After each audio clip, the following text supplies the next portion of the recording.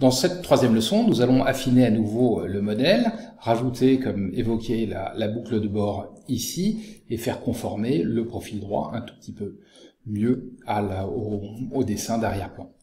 Donc, pour commencer, si je vais dans les outils SUBD, qui sont ici, j'ai la possibilité de sélectionner ici un bord, et d'insérer ici, une boucle de bord, ici, donc une boucle de bord. Donc, tabulation pour basculer en mode boîte, ici, et là, je vais l'insérer au milieu. Là, j'effectue un clic gauche. Donc, c'est légèrement, c'est assez peu visible. Si je bascule en mode filaire, ici, on verra mieux. Oui, c'est mieux. Donc, ici, milieu, je rajoute la boucle de bord ici. Donc, j'ai deux options. Décalage de côté, non. Ici, je veux créer une boucle de bord simplement de ce côté, et non pas de ce côté et de ce côté.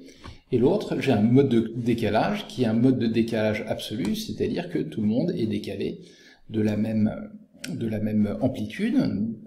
J'ai aussi un mode proportionnel, ici, où la boucle va être insérée proportionnellement, c'est-à-dire un pourcentage de chacun des bords qui est ici. Donc c'est ce que je souhaite, mode de décalage proportionnel, et là je vais me caler en haut milieu, clic gauche, ici. Donc la boucle est insérée, je bascule maintenant en mode lisse, ici, CTRL SHIFT double-clic, et là je vais ici, en fait celle-ci me semble assez bien positionnée, c'est plutôt cette boucle ici que je vais rapprocher. Shift majuscule ici pour, voilà, une mise à l'échelle homothétique, et je vais ensuite venir afficher les points de contrôle, ici, clic gauche, et je vais légèrement déplacer, alors je vais déplacer l'ensemble des points, ici, donc je vais sélectionner ces points, ce point, ce point, ce point, ce point, donc cet ensemble de points là, ici. Donc là, CTRL, j'ai sélectionné donc la SUBD, CTRL pour la désélectionner, ici je sélectionne donc ce sommet, ici, et là, je vais déplacer simplement ici, cet ensemble de sommets jusqu'à les positionner ici. Donc là, c'est pas trop mal. On peut probablement faire un tout petit peu mieux en rapprochant là, ici, légèrement. Et voilà. Donc tabulation, voilà. Je vais vérifier dans ma vue de droite. Et ici, tout s'est bien passé. J'ai une forme qui est très très fluide. Alors, pour créer la anse, ici, je vais désactiver pour commencer mes points de contrôle. Clic droit ici.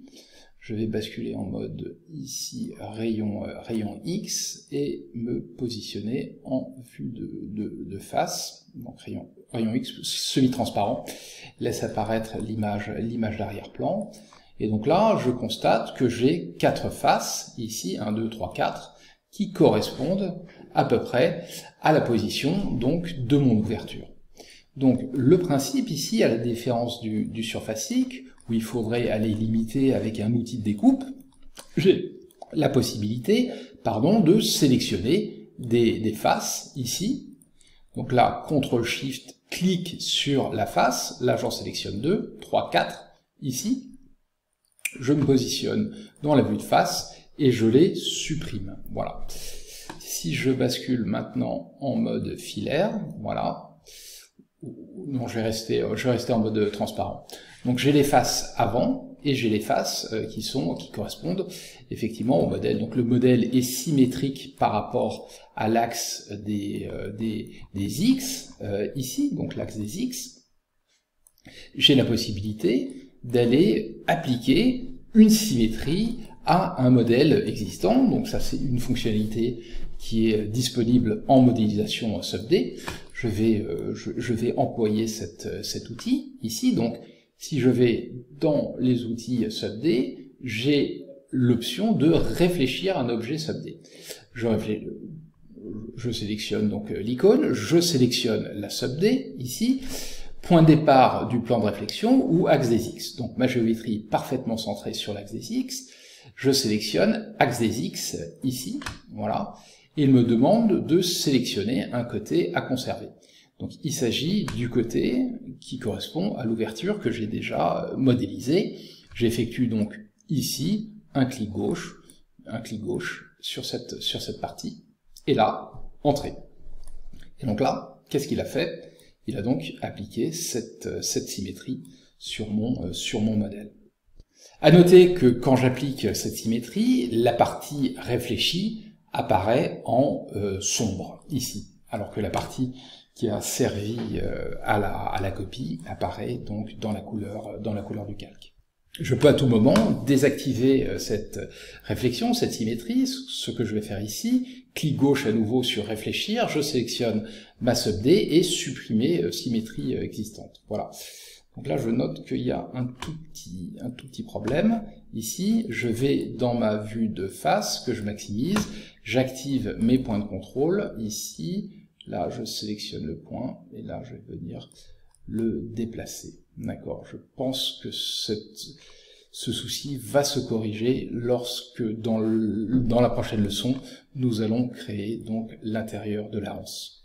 Donc ce cours est terminé, nous avons affiné à nouveau notre modèle, nous avons vu comment supprimer des faces pour préparer la création du pont.